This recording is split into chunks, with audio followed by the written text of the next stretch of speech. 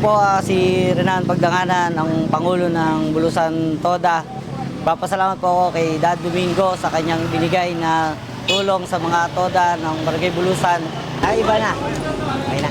Ako po si Enrico De Luna ng Bulusan. Ang posisyon ko po ay Vice Presidente ng Bulusan Toda. Kami po ay nagpapasalamat sa binigay ni Dad na tulong sa aking mga miyembro na langis. Sana po maging tuloy-tuloy po ang pagbibigay ni Dad ng ganito. Naiba na. Naiba na. Salamat kong Dad. Naiba na!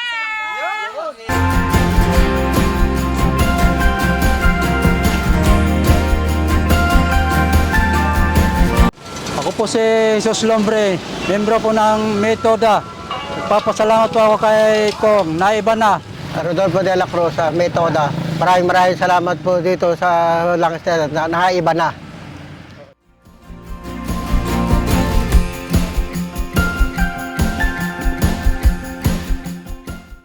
Ako po si Manolito Arcade, board member ng Toda ng Pandukot.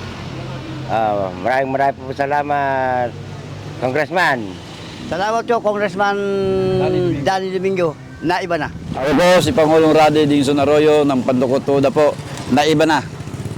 Salamat kong. Naiba na. Thank you. Ako po si Cornelio Dizon, Pangulo ng San Jose Toda.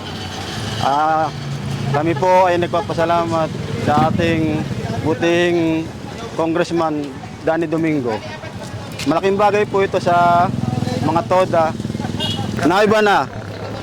Ako po si James Francis Galvez ng San Jose Toda. Maraming salamat, Congressman Danny Domingo. Malaking bagay itong langis na binigay mo sa amin.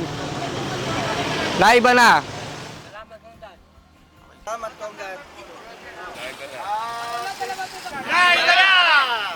Ako po si Dante Domingo sa Tagalucia Toda, President po. Nagpapasalamat po kami kay Kong Danny Domingo at naiba na. Ako po si Alex Garces, taga Santa Lucia, Kalumpit, Vice President ng Santa Lucia Toda.